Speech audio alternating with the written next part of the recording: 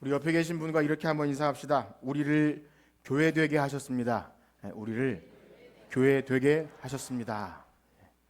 왜 우리를 교회로 부르셨냐고 안 하고 왜 교회 되게 하셨냐고 하는지를 오늘 말씀드리고자 합니다. 오늘은 우리 교회에 이제 1년에 4차례 갖게 되는 목장의 날이 있는 주일입니다. 그래서 어린 친구들도 함께 모여서 예배하고 각 부서별로 식사도 하고 이런 시간을 갖는데요. 평소보다 좀 여유 있도록 식사부터 시작해서 오후 예배, 그러니까 오후 예배가 없는 것이 아닙니다. 목장별로 그 시간을 반드시 가져야 합니다. 그래서 삶을 나누고 평소에 바빠서 잘 못했다면 그때 여러분들이 좀 더 마음을 좀 여유 있게 좀 쓸데없는 소리도 하시고 좀 자질구레한 소리도 하시고 그러면서 그 사람을 더 알아가는 교회의 지체됨을 경험하는 그런 시간을 갖도록 할 것인데요. 그런데 우리가 잊지 말아야 할 것은 우리가 교회에서 무슨 일을 하든지 봉사를 하든 행사를 하든 초청잔치를 하든 우리를 교회로 부르셨다는 그 의미와 목적을 제대로 알지 못하고 제가 이런 일을 진행하거나 어떤 기획을 가지고 이렇게 하면 잘 될 것이다 하는 그런 것을 진행하거나 여러분들이 교회됨을 알지 못하고 어떤 열심을 가지고 참여하게 될 때 사실상 그런 모든 일들은 소용없는 안 하니만 못한 일이 될 수 있다는 것을 반드시 기억해야 합니다. 왜 그렇습니까? 교회에서 하는 모든 일들은 세상의 어떤 단체나 어떤 조직이나 모임 그런 데서 그 조직이 잘 운영되기 위해서 사람들이 친목을 도모하고 팀워크를 좀 잘하기 위해 소풍을 가고 야유회를 가고 밥을 함께 먹고 그런 것과는 차원이 다른 이야기입니다. 만약 우리가 교회에서 하는 일이 그 정도의 친목 도모를 하는 일이라면 여러분들의 개인적인 성정이나 성격에 맞게 참여하셔도 되고 안 하셔도 됩니다. 또한 어차피 교회에서 하는 일이라는 것이 누가 강요해서 되는 것도 아니고요. 혹 강요를 통해서 억지로 참여한다고 해서 그것이 또 좋은 결과를 내지 못하죠. 오히려 원망이나 불평이나 시비가 있게 되고요. 오히려 기쁨으로 참여하는 사람들의 마음만 더 어렵게 하는 그런 역효과도 일어나게 되기도 합니다. 물론 아직 혹 교회가 무엇인지 모르거나 어린 친구들이거나 믿음이 없는 초신자의 경우에는 아직 잘 모르니까 잘 몰라도 일단 한번 같이 우리 먹으러 갑시다. 소풍도 하고 수련회 가자. 우리 청소년 친구들에게 믿음이 잘 뭔지 몰라도 우리 수련회 가자. 가면 다른 교회 친구들 만나고 찬양도 하고 재밌다. 이렇게 꼬셔서 데려가긴 하지만 사실상 교회 수련회는 청소년 캠프도 아니죠. 좋은 숙박 호텔에 가서 쉬러 가는 것도 아니죠. 고생이죠. 평소에 편안한 집도 아닌 어려운 곳에서 낯선 곳에서 물이 바뀌고 거기서 함께 공동체가 어우러져서 찬송하고 말씀 듣는 믿음이 없는 사람은 그것이 불편하고 어려운 일입니다. 그래서 꼬시지 않으면 불가능한 것이 교회 모임인 거죠. 사탕을 통해서 꼬셔야 되는 일입니다. 그렇습니다. 그래서 과거에는 악기만 좀 다룰 줄 알고 찬양을 좀 하면 성가대 하면 되겠습니다. 성가대 앉히고 또 찬양팀도 하고 이렇게 마이크도 잡고 악기도 다루고 그리고 이제 교회에 빠지지 않고 어느 정도 출석하면 세례 주고 또 집사 직분도 받고 어쨌든 왜 그런 일을 합니까? 그렇게 하면 교회에 정을 붙이고 그러면 믿음이 생기지 않겠나 싶어서 그런 일을 하게 되지 않았나 싶습니다. 사실상 복음도 알지 못하고 거듭남이나 회심도 없는 상태에서 그렇게 어떻게 보면 가짜 신자 그렇게 그냥 형식적인 신자만 직분자만 양성해낸 것이 아닌가라는 생각도 해봅니다.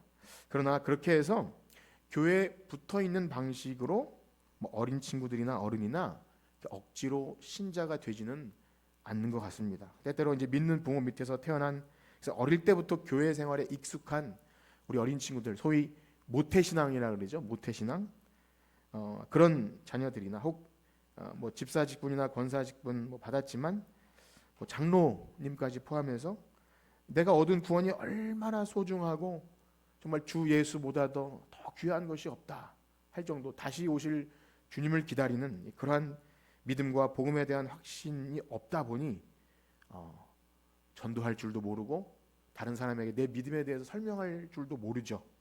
그러니 직분이 있고 교회 다니지만 세상에서는 아무런 영향력도 없는, 내가 교회 신자인지 아닌지도 모르는 그런 일들도 많이 보게 됩니다. 그러나 사랑하는 성도 여러분, 교회는 그런 곳이 아닙니다. 또한 성경이 말하는 복음은 그것을 듣는 자로 하여금 그것을 듣고 반응하기 이전과 이후에 그냥 비슷하다고 말하지 않습니다. 몸이 건조한 아무 변화도 없이 그냥 물에 물 탄 듯 술에 술 탄 듯 그렇게 된다고 말하지 않습니다. 왜 그렇습니까?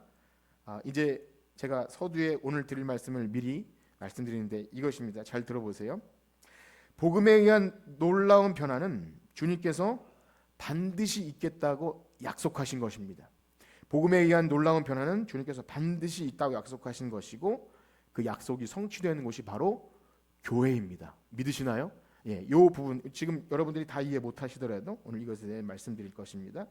복음에 의한 놀라운 변화는 주님께서 반드시 있을 거라 약속하신 것이고 그것이 성취되는 곳이 교회, 그리고 그 성취가 다른 사람이 아니라 나 자신에게 직접 이루어진다는 것을 알고 경험하며 그것을 보는 곳이죠.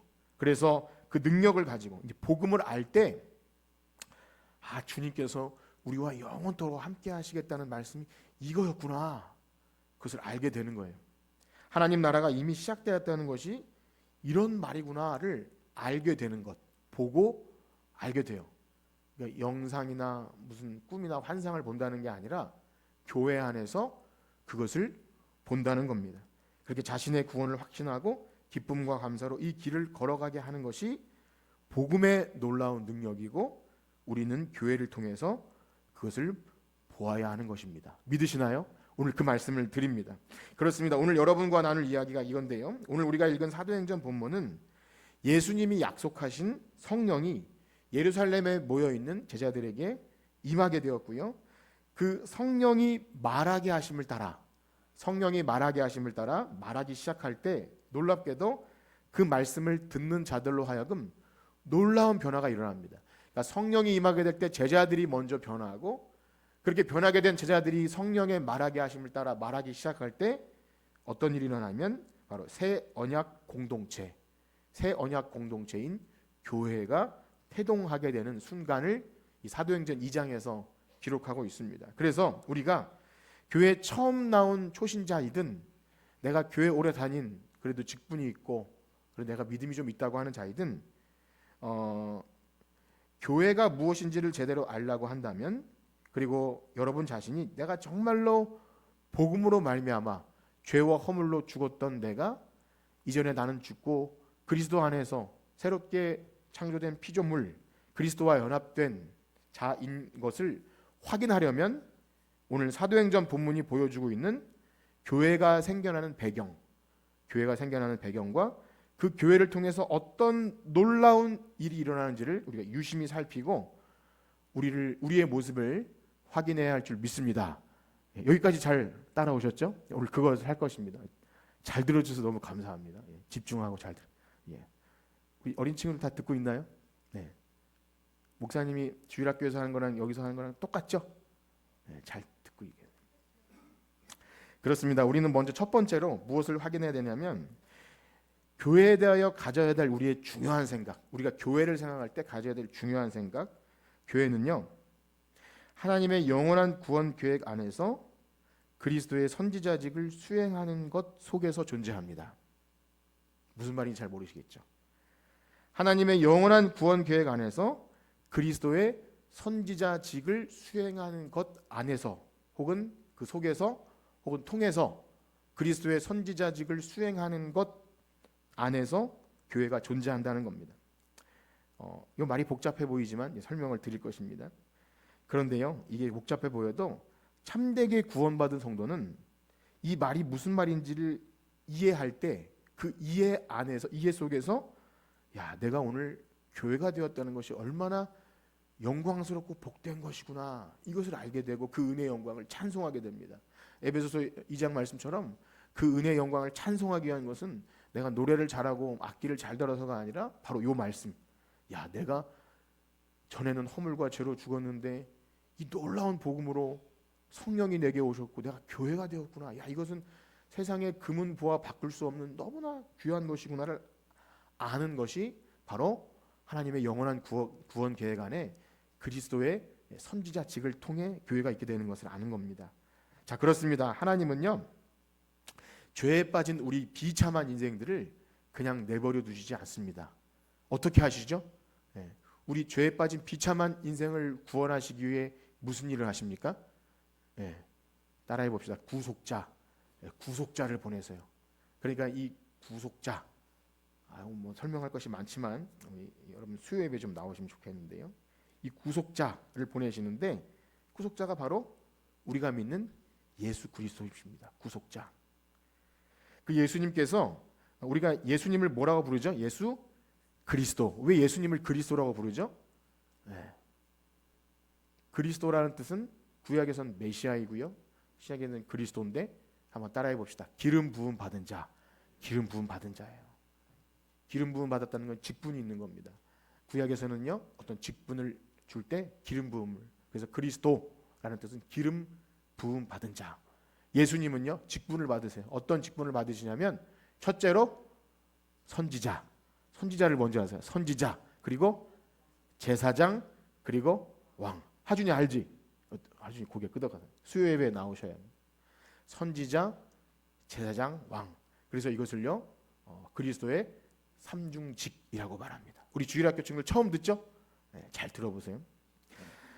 이 삼중직은요, 우리가 뭐 알아도 되고 몰라도 되는 것이 아니라 우리의 구원에 관해서 반드시 필요한 기독론입니다. 예수님의 존재와사요. 예수님이 우리를 위해 무엇을 하셨는가? 하나님이 죄에 빠진 우리 비참한 인생을 위해 구속자를 보내주셨는데 그 구속자 대신 예수님께서 우리를 위해 무슨 일을 하셨는가를 알 때 반드시 빠지지 않아야 되는 일이 이 그리스도의 삼중직입니다. 이 시간 아쉽게도 이 부분을 다 설명드리진 못할 것 같은데요. 그 가운데 우리가 오늘 첫 번째로 생각해야 할 이 말씀은요, 우리를 교회로 부르심에 대한 것과 관련해서 우리는 그리스도의 선지자직이 무엇인지를 좀 이해하셔야 됩니다. 선지자 직분. 예수님은요, 말씀으로 우리를 가르치시는 선지자이십니다. 믿으십니까? 예수님은 선지자세요. 하나님이 우리에게 하나님이 누구신지를 알려주세요. 하나님이 누구신지 모르잖아요. 우리는 주어닦기 하나도 몰라요. 그냥 멀리 있는 뭐 산신령이나 천지신명이나 뭐 그 정도로 알지, 우리를 창조하신 하나님에 대해 알게 하시는 분은 오직 예수 그리스도이십니다. 말씀으로 우리에게 알려주세요. 그리고 우리 거룩하신 하나님 앞에 우리는 나아갈 수 없는 비참한 죄인이구나, 그걸 알게 하시는 분도 예수 그리스도세요. 선지자로서 우리의 죄의 비참함을 알고 속죄의 은총이 있어야만 하나님께 나아갈 수 있다는 것을 계속 끊임없이 알려주셔요. 그것이 바로 그리스도의 선지자 직분입니다. 놀라운 사실은 그리스도께서 이 땅에 오시기 이전부터 말씀으로 그 일을 하셨어요. 예수님이 이 땅에 태어나시기 이전부터 모든 말씀은 예수 그리스도이십니다. 하나님의 뜻을 계시하셔요. 하나님과 죄로 인해 멀리 떨어진 인생들에게 하나님이 살아계시다, 하나님께 돌아와야 한다라는 선지자들을 통해 계속 말씀하시는 사역을 하셨다면, 마침내 그리스도께서 이 땅에 오실 때 요한은 뭐라 그러죠? 말씀이 육신이 되어 우리 가운데 거하심에 이는 아버지의 독생자의 영광이요 은혜가 진리가 충만하더라. 말씀이 육신이 되어 우리 가운데 오셔서 직접 선지자직을 수행하시는 거예요. 가르치시고 백성들을, 제자들을 모아놓고 가르치고 생각나게 하고, 얘들아 모세와 선지자의 글에 이렇다.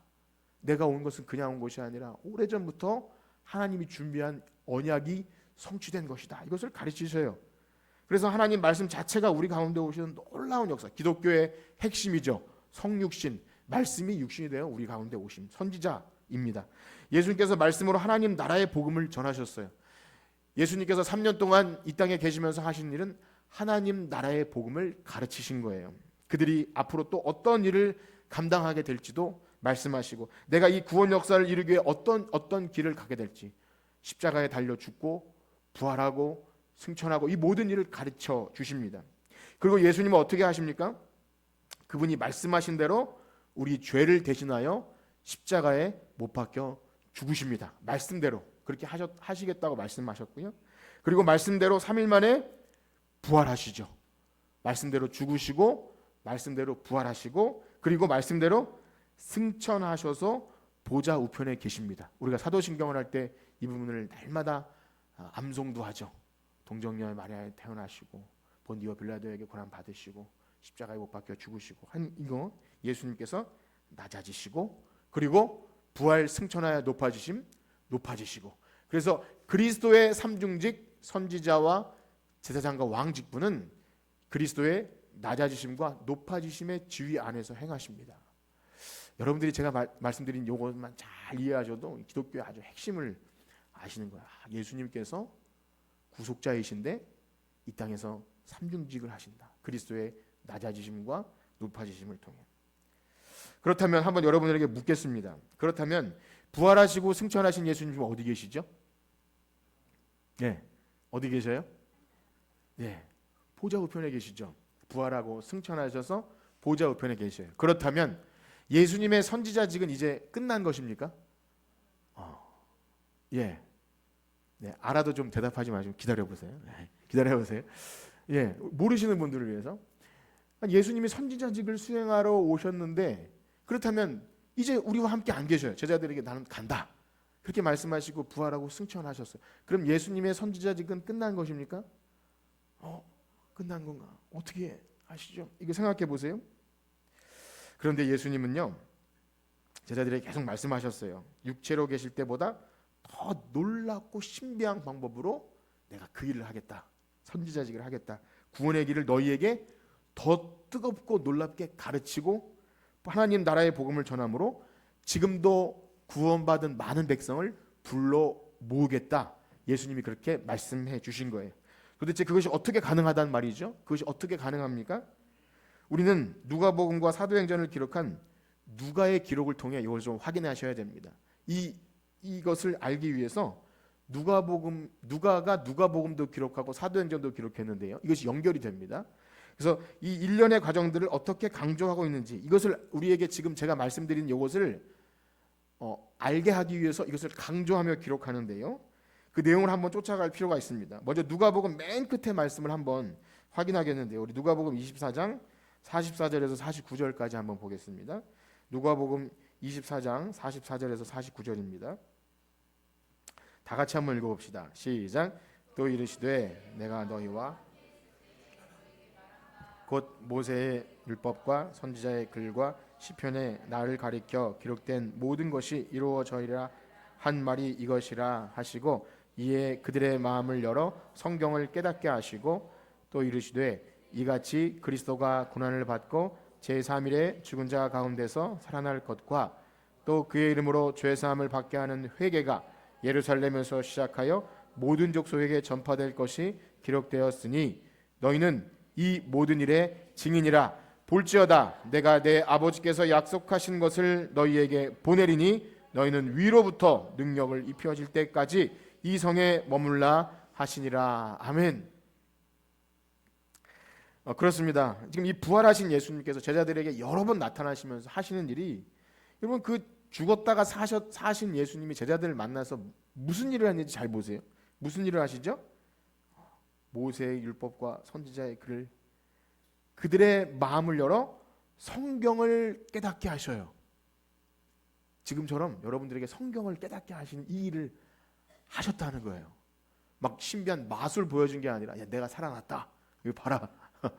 내가 이렇게 이것을 하신 게 아니라 다시 한번 말한다. 모세와 선지자의 글에 이렇게 기록된 게 나이고 다시 한번 너에게 말한다. 그리스도가 3일 만에 죽은 자 가운데 살아날 것이 있었고 이제 나는 올라갈 것이지만 앞으로 되어질 이러이러한 일이 있다. 이러한 일을 기다려라. 이렇게 말씀하시는 거예요. 그런데 예수님께서 이제 승천하실 것인데 너희들은 그 내 아버지께서 약속하신 성령을 보내실 때까지 이 성에 머물라. 이 말씀은 앞에서부터 계속 하신 말씀이에요. 그리고 약속하신 성취될 때 놀라운 일을 보시게 하시겠다. 이런 기대감을 심어주죠. 이 놀라운 일이 무엇입니까? 마태복음에서는요 이 일을 이렇게 기록하는데요. 유명한 말씀인데 한번 읽어볼까요? 마태복음 28장 19절과 20절입니다. 마태복음 28장 19절 20절 시작. 그러므로 너희는 가서 모든 민족을 제자로 삼아 아버지와 아들과 성령의 이름으로 세례를 베풀고 내가 너희에게 분부한 모든 것을 가르쳐 지키게 하라. 볼지어다 내가 세상 끝날까지 너희와 항상 함께 있으리라 하시니라. 아멘. 예수님의 지상 명령이라고 우리가 알고 있죠.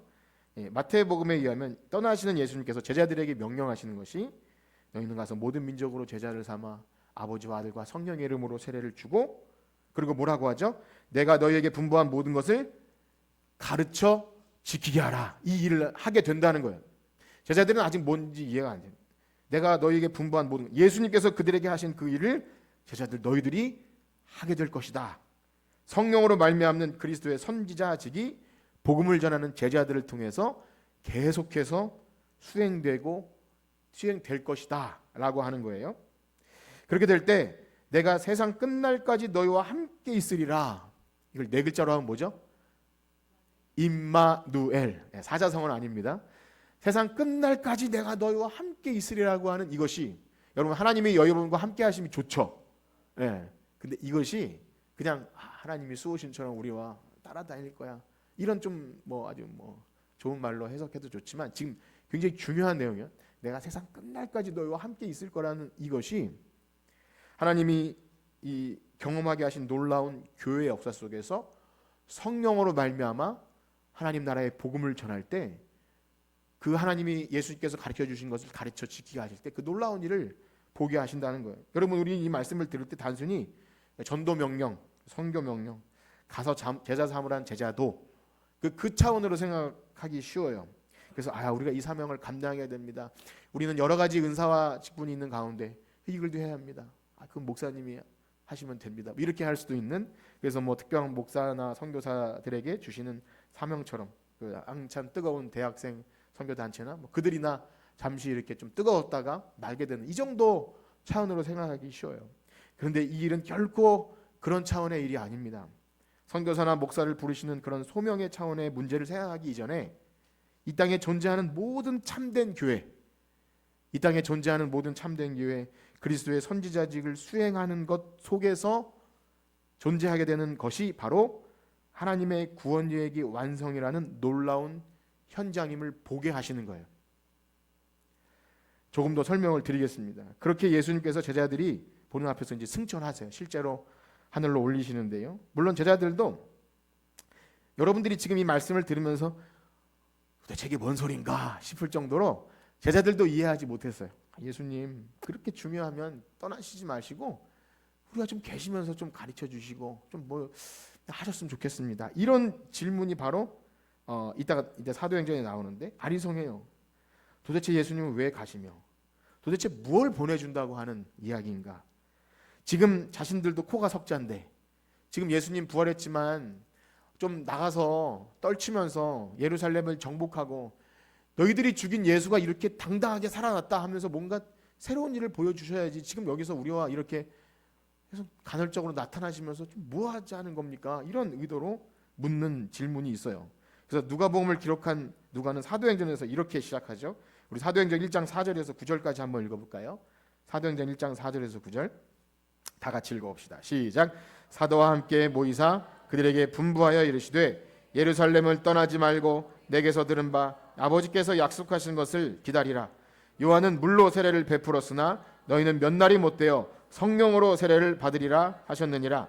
그들이 모였을 때 예수께 여쭈어 이르되 주께서 이스라엘 나라를 회복하심이 이때이니까 하니 이르시되 때와 시기는 아버지께서 자기의 권한에 두셨으니 너희가 알 바 아니요 오직 성령이 너희에게 임하시면 너희가 권능을 받고 예루살렘과 온 유대와 사마리아와 땅끝까지 이르러 내 증인이 되리라 하시니라. 이 말씀을 마치시고 그들이 보는 올려져 가시니 보이지 않게 하더라. 아멘. 누가는요 이 중간 과정을 계속 다시 한번 사도행전 서두에 반복하는 거예요. 이 놀라운 역사의 흐름을 우리로 하여금 보게 하기 위함이죠. 다시 복음서들이 전한 마지막 기사인 약속하신 성령을 보내줄 테니까 너희들은 기다려라, 이런 말씀을 하시는데 제자들이 뭐라고 묻습니까? 주께서 이스라엘 나라를 회복하심이 이때이니까, 이런 질문을 해요. 이 질문의 의도가 뭔지 아세요? 알겠어요, 여러분. 예수님 뭐 어쨌든 알겠는데 우리 살림살이는 언제 나아집니까? 이런 질문이에요. 알겠어요. 뭐 성령이고 그리스도의 삼중기고 알겠는데 내 기도 응답은 언제 이루어집니까? 이런 질문이에요. 그런 거예요. 예. 뭐 어렵게 말씀하지 마시고 어쨌든 그러면 우리가 필요한 건 언제 주실 거예요? 이게 이 대답이에요. 주께서 이스라엘 나라를 회복하심이 어느 때입니까? 그렇게 예수님이 답답하셔서 뭐라 너희는 그거 알 바 아니고 뭐라 그러죠? 오직 성령이 임하시면 이 땅에서 시선이 머물렀던 너희들의 완전히 변화돼서 이제까지 보지 못하는 것을 보게 될 것이다. 이렇게 말씀하시는.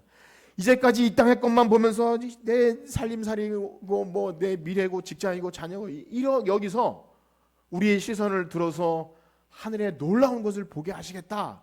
기다려라. 그렇게 말씀하신 거예요. 그때가 되면 주님이 말씀하신 것이 그거였구나. 이렇게 알게 된다는 거예요. 기대가 되지 않습니까? 위로부터 오는 성령의 능력으로 예루살렘과 온 유대와 사마리아 땅끝까지 이르러라는 이런 말도 안 되는 일이 이루어진다는 거예요. 그들은 도저히 감당할 수 없어요. 이 예루살렘에서 왜 못 떠나고 있냐? 나가면 잡아 죽을까 봐.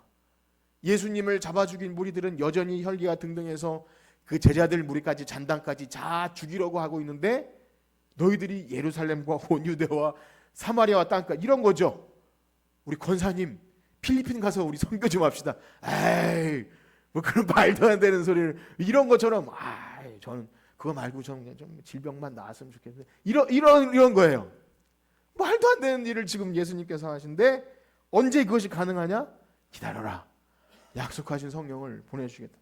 그런데 정말 120명의 제자들이 예루살렘을 떠나지 않고 약속하신 성령을 기다리며 모였을 때 무슨 일이 벌어집니까? 오순절 날이 이름에 드디어 약속하신 성령이 임하세요. 이것이 오순절 성령 강림 사건이죠. 우리 교회 좀 다니신 분들은 들어보셨을 거예요. 오순절 마가웬의 다락방에 성령이 비둘기가 아니죠. 그때는 불의 혀같이 갈라지는 임하는 그런데요. 오순절 성령 강림 사건에서 우리가 가장 주목해야 볼 것은 뭐냐면 우리 사도행전 2장 4절 한번 읽어볼까요? 사도행전 2장 4절 시작. 그들이 다 성령이 말하게 하심을 따라 다른 언어들로 말하기를 시작. 아멘.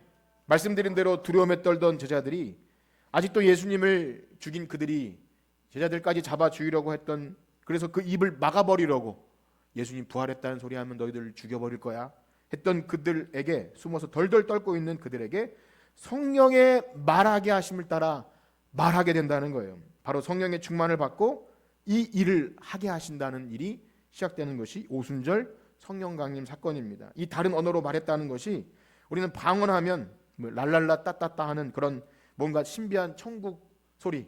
그래서 기도원 가면 막 처음 저 사람은 개가 짖는 것 같아 라고 말하는 정도로 그렇게 생각하기 쉽지만 지금 제가 처음부터 말씀드린 그리스도께서 선지자직을 지금까지도 수행하고 계신다는 그 맥락에서 이것을 보셔야 돼요. 그렇게 보면 뭡니까? 주님께서 약속하신 성령을 보내주심을 통해서 무엇인가를 말하게 하시는 거예요. 가르치고 생각나게 하기 위해서 이 일을 하시는 거예요. 그래서 그것을 통해 교회가 세워지고 복음의 능력이 나타나는 놀라운 일을 성령의 말하게 하심을 따라 하게 된다는 거예요. 도대체 무엇을 말하게 한다는 겁니까? 여러분 방언에서 무엇을 말해야 합니까? 사도행전 2장 11절 한번 볼까요? 2장 11절 시작. 그레데인과 아라비아인들이라 우리가 다 우리의 언어로 하나님의 큰 일을 말함을 듣노다. 여러분 성령의 말하게 하심을 따라 이들이 무엇을 말합니까? 하나님의 큰 일. 하나님의 큰 일이 뭐죠? 복음이죠. 복음.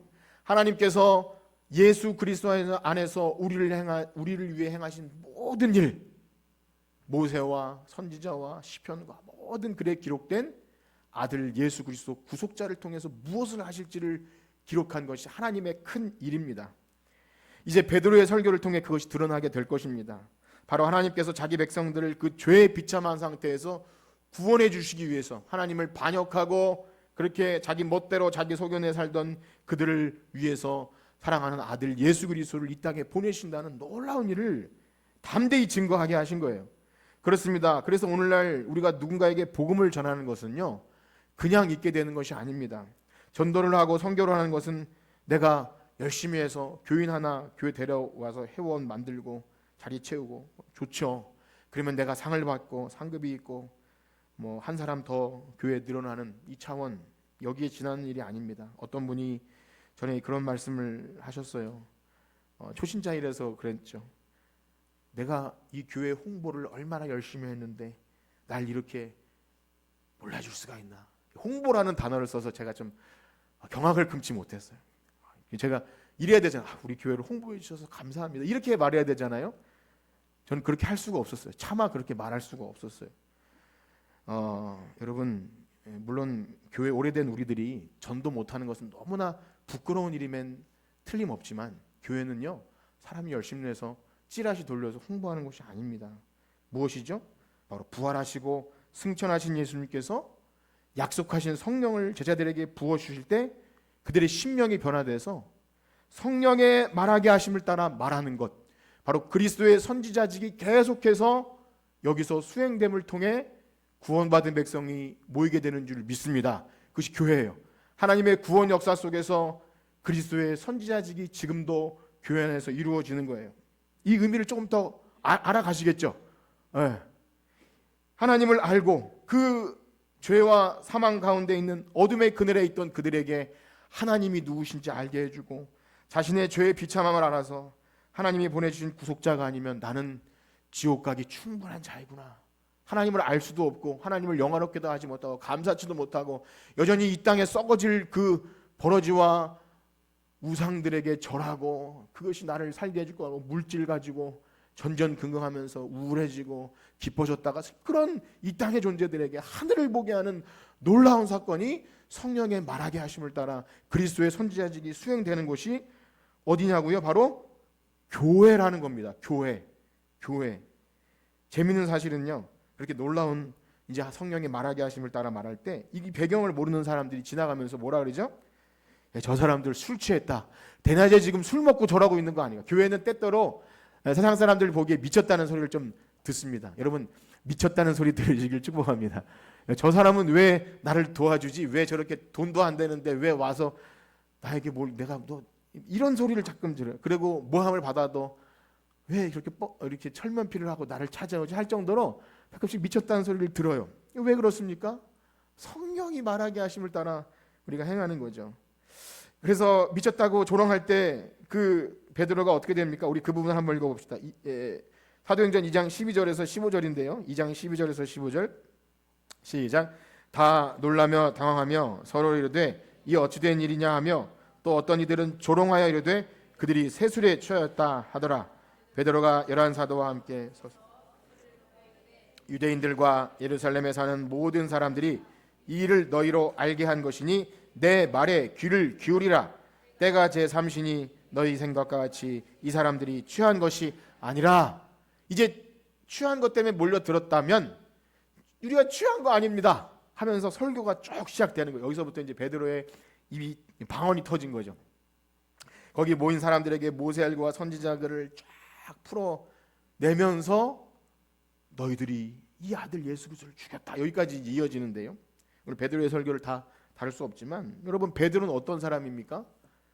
베드로 힘도 세고 용감한 사람이지만 그는 고기 잡는 어부였고, 그리고 예수님을 잡아가려고 하는 그 제사장의 종에 칼을 휘두른 성질이 급한 사람이었고, 그리고 예수님을 부인하지 않는다고 호언장담해놓고 예수님을 부인한 제자에서 지금은 아주 쪼그라들었어요. 낙심해서 아무것도 할 수 없는 그런 사람이 지금 일어나서 서서 여러분, 우린 술 취한 것이 아닙니다 하면서 막 입에서 터져 나오는 거예요. 하나님의 큰 일을 말하기 시작합니다. 그리고 여기 지금 베드로의 말을 듣는 사람은 어떤 사람들입니까? 바로 얼마 전까지만 해도 예수님을 십자가에 못 박아 죽여라 그렇게 외쳤던 성난 군중들이었어요. 그들이 또 모인 거예요. 오순절 이제 6월절 날이 다 되어서 사람들이 절기를 지키러 모였기 때문에 예수님을 죽일 때 그때거든요. 그래서 그들이 성난 군중처럼 예수님을 잡아 죽이려고 했던 그런 강팍한 자들이 베드로의 말을 듣고 있는 거예요. 근데 그들이 어떻게 반응합니까? 우리 36절, 37절 한번 읽어봅시다. 36절, 37절 시작. 그런즉 이스라엘의 온 집은 확실히 알지니 너희가 십자가에 못 박은 이 예수를 하나님이 주와 그리스도가 되게 하셨느니라 하니라. 그들이 이 말을 듣고 마음에 찔려 베드로와 다른 사도들에게 물어 이르되 형제들아 우리가 아멘. 전에는 아무리 무슨 소리를 들어도 전혀 먹히지 않던 사람들이, 예수님이 말씀하셔도 먹히지 않던 사람들이에요. 강철 같은 심장을 가지고 목이 곧은 그런 사람들입니다. 그런데 지금 성령의 충만을 입은 제자가, 예수님께서 너희들이 나보다 더 큰 일을 하게 하시겠다, 이게 바로 이거예요. 예수님이 말씀하셔도 안 됐던 것이 제자들이 성령의 충만을 받으니까 이분이 하나님의 아들이시고 우리를 위하여 십자가에 못 박혀 죽으신 예수 그리스도이시다, 바로 너희들이 그 예수를 죽인 자들이다, 너희들은 하나님의 원수다, 그렇게 막 책망하지 않았겠습니까? 이 말을 들으면서 누가 잠을 잤겠습니까? 아니면 뭐 베드로의 설교가 언제 끝나나 이렇게 했습니까? 막 가시방석처럼 마음에 찔리고, 와, 이 정말 맞구나, 하나님의 말씀이 이렇게 성취되어서 우리가 하나님의 아들을 죽였구나. 그때 어떤 반응이 일어나죠? 마음에 찔려 형제들아 우리가 어찌할꼬, 이렇게 회개의 역사가 일어나게 된 거예요. 이것은 베드로에게서 나온 능력이 아닙니다. 지금까지 말씀드린 예수님께서 보내주실 성령, 그때 너희가 그 일을 하겠다, 그리고 그 일이 있게 될 것이라고 말씀하셨는데, 여러분 참된 복음을 전한다고 해도 모두 이런 반응이 있는 것이 아닙니다. 마음이 찔린다고 해서 누구나 회개하는 것이 아니라는 거예요. 진짜 잘못된 세상의 나쁜 복음 아니라 진짜 복음이 선포되어도 교회 안에서 그런 일이, 어떤 일이 가능하느냐? 마음이 찔려도 항상 형제라 우리가 어찌할 거라고 반응이 일어나지 않아요. 헤롯 왕 같은 사람은 마음이 찔림까지 있었지만 회개하지 않을 일도 있었고요. 여러분 스데반 집사님이 베드로보다 훨씬 더 유창하고 더 확실하게 성령의 감화 감동으로 설교를 했는데, 그때 모인 사람들은 어떻게 반응했는지 아세요? 사도행전 7장 54절 한번 읽어볼까요? 사도행전 7장 54절 시작. 그들이 이 말을 듣고 마음에 찔려 그를 향하여 이를 갈거늘, 복음을 전했는데 이를 가는 반응이 있다는 거예요. 놀라운 사실이죠. 그렇습니다. 어떤 자들은 이 말을 듣고 마음에 찔려 이를 갈아요. 스데반 집사님을 그리고 돌을 던져서 죽여버립니다. 그렇습니다. 복음은 그런 거예요. 우리가 복음을 생각할 때, 야, 복음은 우리의 마음을 즐겁게 해주고 위로해주고 마음의 평안을 주고, 야, 잘 된다, 복 받는다, 그래서 복음을 전하면 사람들이 즐거워할 것이라고 우리가 그렇게 긍정적으로 생각할 수 있지만 그렇지 않습니다. 복음은 뭐죠? 따라해 볼까요? 너희는 너희 죄로 지옥 가기에 충분하다. 믿으십니까? 내 죄 때문에 예수님이 십자가에 돌아가신 건, 내가 예수님을 죽인 것, 너희들이 죽였다라고 그렇게 선포할 때, 그때 자신의 죄를 자각하고, 맞습니다, 나의 이 비참한 죄가 하나님의 아들을 죽였습니다라는 이상한 그런 회개가 일어나는, 난 예수님 본 적도 없는데 2000년 전에 그런 일이 있었는데 그 사건이 바로 나와 관련된 것이라는 연결이 일어난 일이 놀라운 사실이에요.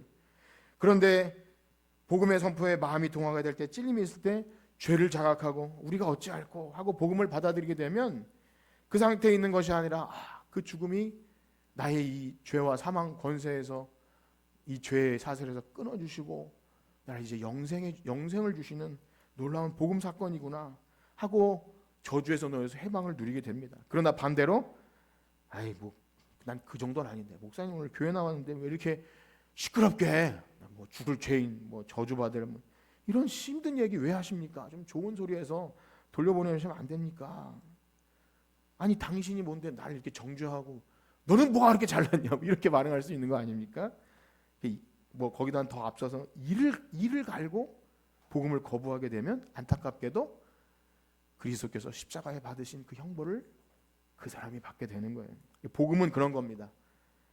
놀라운 일들이 무엇을 통해서 일어나냐면, 지금도 부활하시고 승천하신 예수님께서 약속하신 성령을 보내주심으로 제자들이 성령의 말하게 하심을 따라 복음을 말할 때, 이 놀라운 역사가 어디에서 일어납니까? 따라해 봅시다. 교회 안에서 일어나는 거예요. 이 놀라운 역사는 지금도 교회 안에서 일어나요. 우리는 그것을 보아야 합니다. 교회를 통해 그런 일이 일어납니다.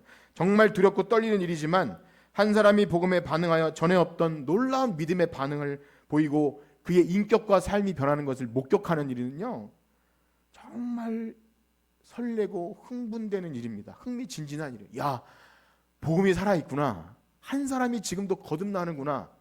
지금도 그가 죄를 자백하고 전에 나 중심의 삶에서 모든 것을 버리고 이젠 예수님을 위해서 내 목숨을 드릴 정도의 그런 변화가 지금도 여전히 일어나는구나를 목격하게 될 때는요, 너무나 영광스러워요.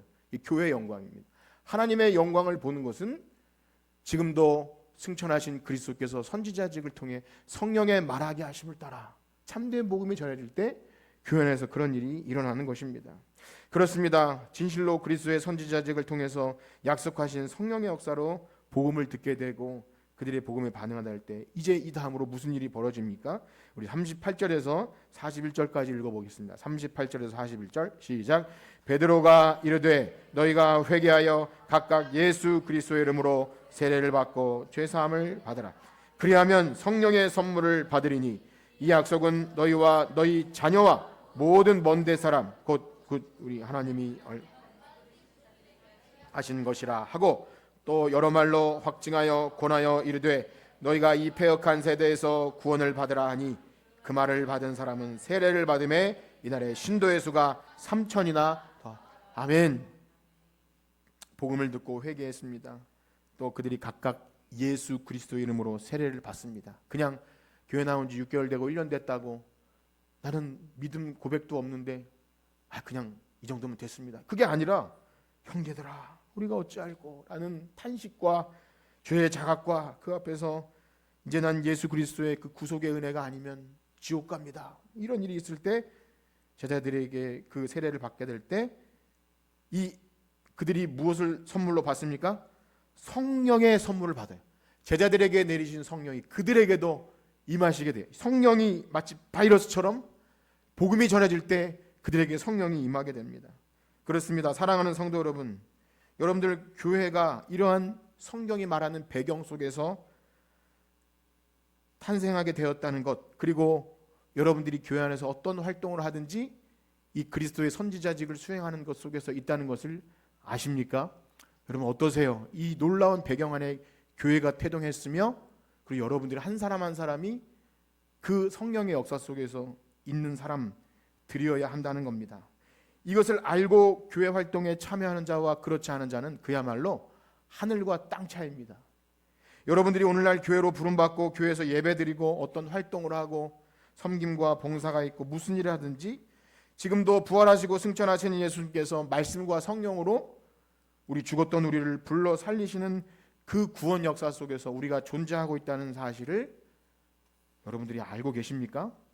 이것을 우리가 뭐 지식적으로 아느냐 모르냐를 물어보는 것이 아니라 바로 이 적용이 이 하나님의 영원 전부터 있었던 이 성령의 역사로 말미암아 우리 속에 이 구원의 적용이 실제 우리에게 일어났고 그리고 우리가 난 지옥 갈 수밖에 없는 죄이고라는 자각이 일어난 상태에서 형제여 우리가 어찌할꼬 그 속에서 복음을 알고 참되게 자유함을 누리고 교회에서 어떤 활동을 하고 있느냐는 것이죠. 그것이 바로 참된 교회라는 겁니다. 그러면 그것이 확실하다면 그 다음으로 이어지는 열매들이 있게 됩니다. 우리 42절에서 47절 한번 교독하겠습니다. 제가 먼저 읽을게요. 42절에서 47절. 그들이 사도의 가르침을 받아 서로 교제하고 떡을 떼며 오로지 기도하기를 힘쓰니라. 사람마다 두려워 많이 나타나 믿는 사람이 다 함께 있어 모든 물건을 서로 통용하고 또 재산과 소유를 팔아 각 사람의 필요를 따라 날마다 마음을 같이하여 성전에 모이기를 힘쓰고 집에서 떡을 떼며 기쁨과 순전한 마음으로 음식을 먹고 하나님을 참 온 백성에게 칭송을 받아 주께서 구원받는 사람을 날마다 더하게 하시니라. 아멘. 그렇게 생겨나는 것이 교회라는 거예요. 교회가 모여서 가르침을 받아요. 사도와 사도의 가르침을 받고 서로 교제하는 것은 오늘 교회 나와서 어떤 좋은 얘기 듣고 또 저 좋은 사람과 함께 친목하고 또 밥도 먹고 이렇게 좀 친해지는 친목 도모 그런 것이 아닙니다.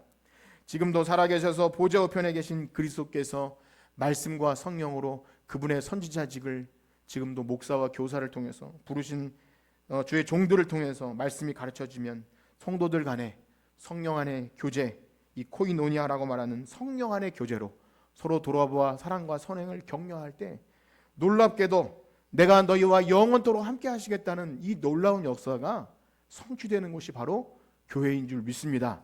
여러분들 그것을 보셔야 합니다. 우리가 교회 나올 때 그것을 알고 느끼셔야 합니다. 이것이 바로 주의 영광을 보는 것입니다. 신비한 황홀경에 빠져드는 것이 아니라 그렇구나, 지금도 부활하고 승천하신 예수님이 말씀과 성령으로 우리에게 선지자직을 사람을 통해 수행하시는 것이구나.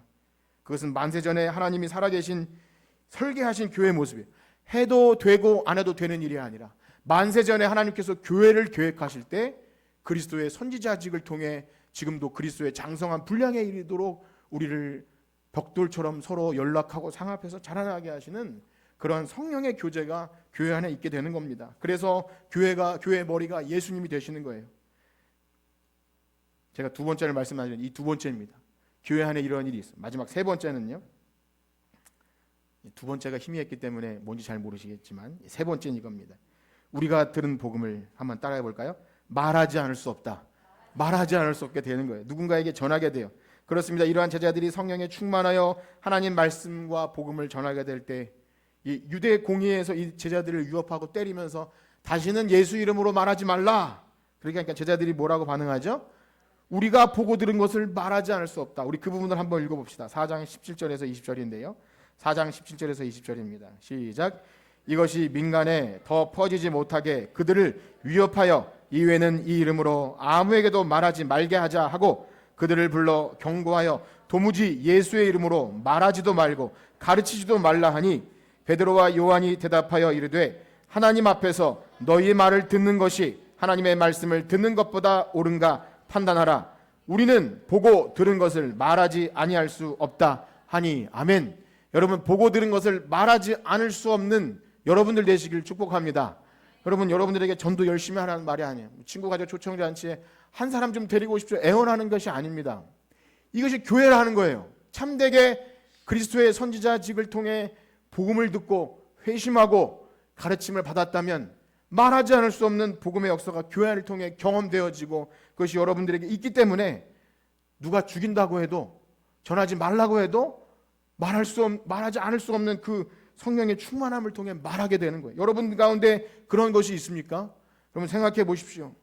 그의 삶의 중심이 나에게서 하나님께로 변화된 성도는 내가 경험한 그 놀라운 복음의 역사로 인해서 말하지 않을 수 없게 되는 뜨거운 가슴이 생깁니다. 내 안에 가둬둘 수가 없어요. 그래서 예루살렘과 온 유대와 사마리아와 땅끝까지 이르러 복음 증거자가 되는 거예요. 전도하라고 선교 좀 하자고 이렇게 애원하는 일이 아니라는 겁니다. 단순히 어떤 전임 사역자나 목사나 선교사들만 주어진 사명이 아니라 누구든지 그가 예수 그리스도의 이름으로 죄 사함 받고 세례 받은 자라면 이것이 마땅히 약속하신 약속이 성취되는 일이라는 것입니다. 우리가 교회에 무슨 대단한 일을 한들 봉사와 섬김과 헌신을 한들 내가 주도적으로 하는 것이 아니라 그렇구나, 말씀과 성령으로 지금도 선지자직을 수행하시는 예수 그리스도께서 지금도 일하실 때 우리가 손과 발이 돼서 내가 그 일을 수행하는 그 종들이구나, 주님이 하시는 일에 우리가 부름받은 너무나 영광스러운 직분을 받았구나 라고 그 명령을 수행하게 되는 줄 믿습니다. 그렇습니다. 이 사실을 알지 못할 때 어쩌다가 교회 안에서 내가 뭐 좀 세상에서 잘한다고 그것으로 나의 존재를 드러내려 하거나 아니면 목사님이 교인 하나 만들기 위해서 이런 일 저런 일 잘하면 그거 지켜 세워주고 그 사람 없으면 교회 안 될 것처럼 그렇게 하면 교회도 그 역사를 보지 못하고 그 사람도 복음을 알지 못하고 이상한 사람 냄새만 가득하게 되죠. 머리 대신에 그리스도께서 드러나지 않고 사람만 드러나게 될 때 교회는 나아가야 할 방향을 잃고 표류하게 됩니다. 정체하게 됩니다.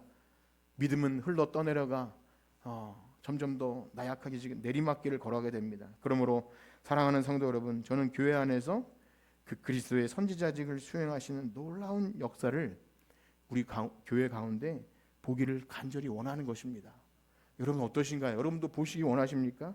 우리가 인위적으로 무엇을 하지 않아도 제대로 복음으로 변화되어서 한 사람이 전에는 저런 그런 반응을 보이지 않았던, 때때로는 몸이 건조하고 목이 곧은 강팍한 사람이 이상하게 하나님을 사랑하게 되고 지체를 사랑하게 되어서 더 이상 나의 기쁨을 위해 사는 것이 아니라 하나님 나라와 이웃을 위해서 나의 생명조차 귀한 것으로 여기지 않고 물질까지도 아낌없이 드리는 이 놀라운 일들이 교회 안에서 일어나야 한다는 것입니다. 너무나 죄송스러운 말씀이지만 이 목장의 날은요, 사실 인위적인 것입니다. 성령의 역사로 자연스럽게 일어나는 일이 아니라 인위적인 일이에요. 왜냐하면 하도 모이기를 싫어하고 삼 나누기를 거부하고 바쁘니까 빨리빨리 좀 끝내주세요. 구역 예배는 대충 봉투에다가 숫자 써서 내는 것에 지나지 않은 일이 반복되니까 어떻게든 인위적으로 붙들어 놓고 밥값 줄 테니까 우리 밥 먹읍시다. 그런데요, 무언가를 억지로 해보려고 하지만 억지로는 안 됩니다. 오직 성령의 역사가 아니면, 그리스도의 말씀의 능력이 그 강철 같은 굳은 마음밭을 기경하고 찔러 쪼개는 역사가 일어나지 않으면 절대 불가능한 일이라는 것을 처절하게 절감합니다. 이런 인위적인 일은 잠깐 있다가 금방 사라지게 돼요. 많은 교회들이 여러 가지 세상적인 방법, 조직의 논리와 여러 가지 마케팅을 하는 것으로 잠깐 붐이 일어날 수 있지만 거기선 그리스도의 역사를, 선지자 역사를 볼 수 없을지도 모릅니다. 뭐 다른 교회를 비판하는 것이 아닙니다. 사랑하는 우리 성촌교회 우리 지체 여러분, 저는 목사로서 주님이 머리 되신 교회가 말씀과 성령으로 인도되어져서 인위적으로나 억지로가 아니라 참되게 복음을 듣고 거듭난 자들로 하여금 위로부터 임하신 성령의 능력으로 말미암아 성령의 말하게 하심을 따라 복음을 말하고 또 봉사일을 하고 서로 돌아보아 사랑과 선행을 격려하는 이 일이 있는 교회가 되기를 소원합니다. 사람이 드러나지 않고 오직 머리 되신 그리스도께서 영광 받으시는 그러한 참된 교회 생명을 간절히 보기 원하는 것입니다. 여러분 어떻습니까? 여러분 보고 싶지 않으십니까? 간절히 보기 원합니다. 여러분 목장 모임을 통해서 인위적인 일이지만 마중물처럼 여기시고 오늘 목장 모임의 설문지를 드립니다. 여러분들이 진실되게 작성도 해보시고 우리 자신을 돌아보시고 그러한 일을 통해서 오늘 목장의 날을 하나님이 기뻐하시는 그러한 일로 귀하게 여기고 우리 지키시는 주일 오후 예배를 그렇게 드리시는 여러분들 되시기를 주님의 이름으로 축복합니다. 기도하겠습니다. 하나님 아버지, 교회는 너무나 영광스럽고 복된 예수님의 몸입니다. 우리 교회 오래 다닌 사람들이 예수님의 몸을 알고나 있습니까?